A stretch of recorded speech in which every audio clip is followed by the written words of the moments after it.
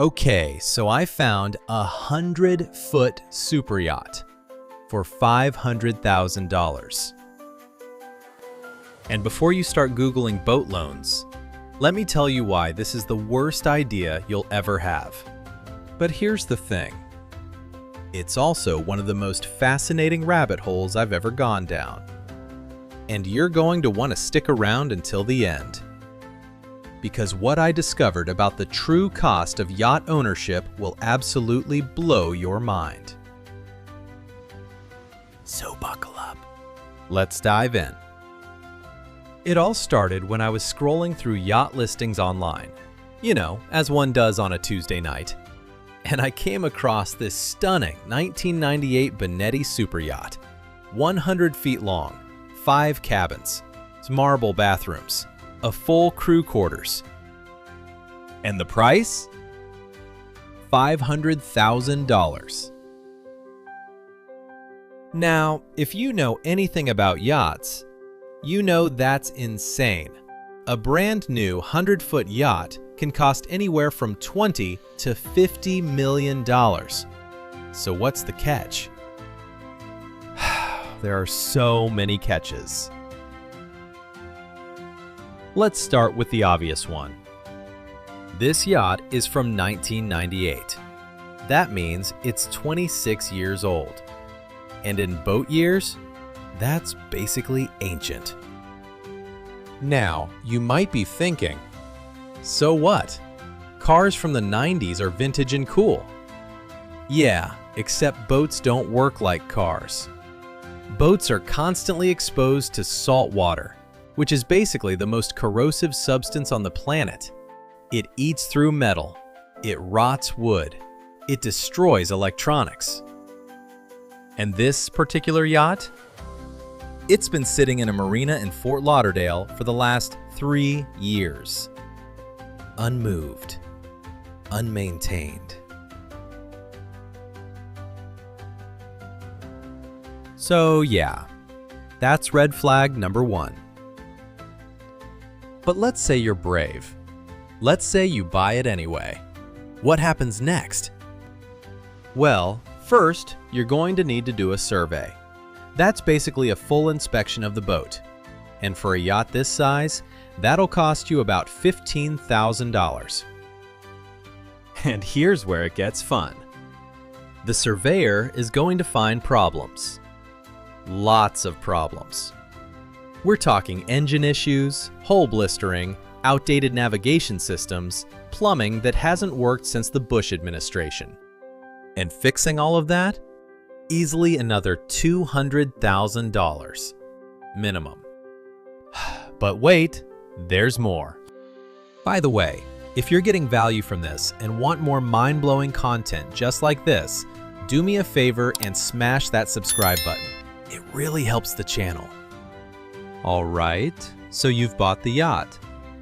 You've fixed the immediate problems. Now what? Now you get to pay for the privilege of owning it. Let's talk about the ongoing costs, because this is where yacht ownership goes from expensive hobby to financial black hole. First up, dockage. You need somewhere to keep this thing, and a 100-foot slip in a decent marina, that's going to run you about $5,000 a month. Every month. Forever. Then there's insurance. For a yacht this size and age, you're looking at $50,000 a year. And that's if you can even find someone willing to insure it. Next, maintenance. There's a rule in the yachting world called the 10% rule. It says you should budget 10% of the yacht's purchase price every year for maintenance. So for our $500,000 yacht, that's $50,000 a year. But here's the kicker. That rule was designed for new yachts. For a 26-year-old boat that's been sitting for 3 years, you're probably looking at double that.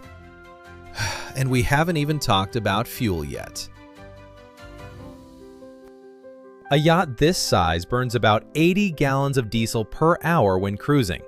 At current fuel prices, that's about $300 per hour just to move. Oh, and you'll need a crew, because you can't operate a 100-foot yacht by yourself. You'll need at least a captain and a deckhand, and they don't work for free. You're looking at another $100,000 a year in salaries. So let's do the math. Purchase price, $500,000. Immediate repairs, $200,000. Annual dockage, $60,000. Insurance, $50,000. Maintenance, $100,000. Crew, $100,000. That's over $1 million in the first year alone. And that's not including fuel. Still want to buy it? But here's where it gets even crazier. Let's say you ignore all of this. You buy the yacht anyway. You fix it up, you keep it running. What's it actually worth? Well, probably less than what you paid for it. Because here's the dirty secret of the yacht market. Old super yachts are depreciating assets. Every year they get older, they get harder to sell, and eventually they become worthless. In fact, there are hundreds of old super yachts just like this one sitting in marinas all over the world. Abandoned, unmaintained, too expensive to fix, and too expensive to scrap. They call them yacht graveyards. So, why is this yacht listed for $500,000? Because the owner is desperate to get rid of it. They know what you now know, that it's a money pit. But here's the wildest part. There are people who buy these yachts, and some of them actually make it work. How? By chartering. If you can get the yacht into charter-ready condition, you can rent it out for $50,000 a week. Do that for 10 weeks a year? That's $500,000 in revenue. Of course, you still have all those operating costs. And charter guests are hard on boats. But it's possible. The other option? Live aboard. If you're willing to do the maintenance yourself, and you don't care about resale value, you could technically live on a 100-foot yacht for less than you'd pay for a luxury apartment in some cities. But you'd better really love boats. So now that you're an expert, check out this video right here on the screen. It's the perfect follow-up to what you just learned. We break down the $150,000 floating condo catamaran and 4 live-aboard yachts. And trust me, it's just as insane.